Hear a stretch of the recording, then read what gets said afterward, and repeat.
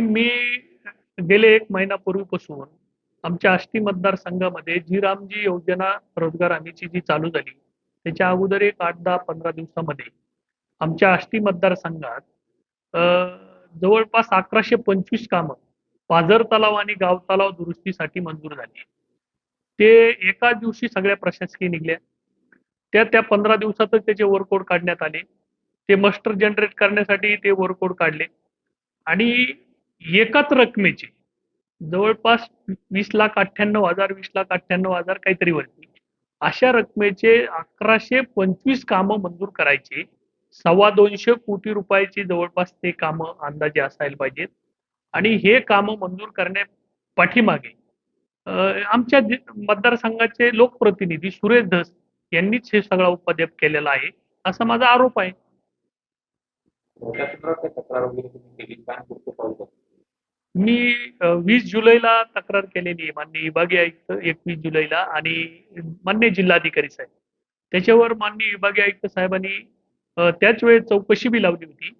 28 तारखेला सह-आयुक्त रोह औरंगाबाद छत्रपती संभाजीनगरचे येणार होते. परंतु त्यांना थांबवण्यात आलं, की काही मतदान नोंदणीचं वगैरे काम चालू आहे.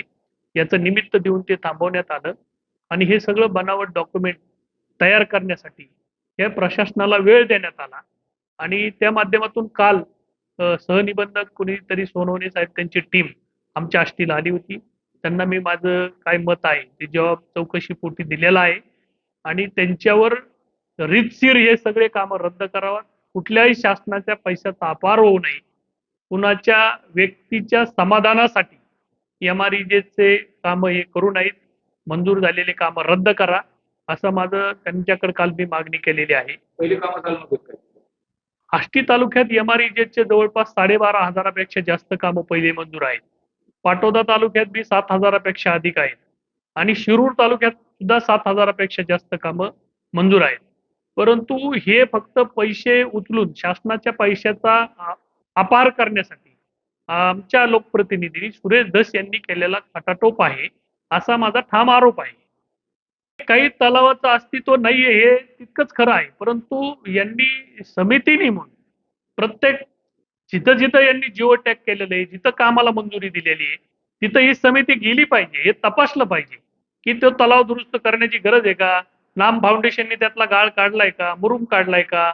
पण त्या योजनेने त्याच्यावर खर्च केलाय का? ग्रामपंचायतीने खर्च केलाय का? हे सगळं पाहिलंच नाहीये कुठलं. कुठल्या बऱ्याचशा ग्रामपंचायतीला तर माहितीच नाही आमच्या गावात काम मंजूर झालंय. ठराव बी नाही येत. मग ह्यो उपद्व्याप चाललाय कशासाठी? इतका ह्यो कुटाणा, निचाड कुटाणा आमच्या आष्टी तालुक्यात करण्याची ही पहिलीच सवय आहे आणि हे ती सुरेश धसच करत असते. त्याच्यामुळं माझं जिल्हा प्रशासनाला, विभागीय आयुक्त साहेबाला आणि शासनाला विनंती आहे, हे 225 कोटी वाचायचे असले तर हे सगळे कामं रद्द केले पाहिजेत. कारण की पहिले कामं पुढं आमच्याकडे लेबर उपाशी मरत नाही. पुढं लेबर इथं घरगुती कामाला ₹1000 रोज देऊन कुणी येत नाही. हे सगळं राजकीय लोकांची पोळी बाळगण्यासाठी एम-आर-ई-जेचा वापर केला जातोय. शासनाच्या पैशाची लूट केली जाते. त्यामुळे मी वारंवार प्रशासनाला निदर्शनास आणून देतोय. वैयक्तिक लाभाचं ठीक आहे. सार्वजनिक कामं जी आहेत, हे फक्त नेते लोक कार्यकर्ते पोहोचवण्यासाठी चाललेली एम-आर-ई-जेची आणि ही याच्यावरून तर मला स्पष्ट असं दिसायला लागलं, की एम-आर-ई-जेच्या माध्यमातूनच हे सगळे राजकीय लोक सध्या पैसे खातात. पण हे जर इथं जर न्याय नाही झाला तर पुढचं पाऊल काय? मला इथं जर या समितीने न्याय नाही दिला आयुक्तांनी, कलेक्टर साहेबांनी, तर मी दिल्लीपर्यंत जाणार आहे आणि नाहीच न्याय मिळाला तर न्यायालयात जाणार आहे. कारण की कायदा एम-आर-ई-जेचा सांगतो, पहिलं काम जर एकपेक्षा अधिक मंजूर असेल, तर ते काम पूर्ण झाल्याशिवाय नवीन काम मंजूर करायचं नाही. अनेक गावामध्ये 500 काही 300, 200, 100, 50, 20 पेक्षा अधिक प्रत्येक गावात कामं मंजूर आहेत. मग हे परत कामं मंजूर करण्याचा कुणाचा खटाटोप होता? कशासाठी कामं मंजूर केलीत? कुणाची हवस पूर्ण करायची प्रशासनाला? मला काही कळतच नाही. इतकं होऊन बी सुरेश धसांनी स्वतः पत्र दिलंय 6 जुलै ऑगस्टला, की सदर कामं 1100 कामं 21 कामं हे बोगस आहेत. त्याच्यात अनियमितता झालेली एक सारखे इस्टिमेट अंदाजपत्रक आहेत. एकसारख्या रकमा आहेत आणि हे रद्द करा. एकीकडे म्हणायचं कामं पूर्ण करा, एकीकडे म्हणायचं कामं रद्द करा. प्रशासनाच्या अधिकाऱ्यांना कारवाई करा.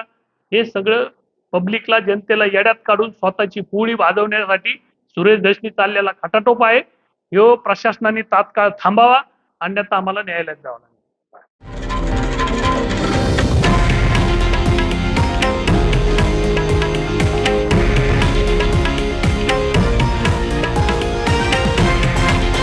हे आहे देशातील नंबर 1 न्यूज नेटवर्क आणि आपण पाहत आहात TV9 मराठी, एकमेव.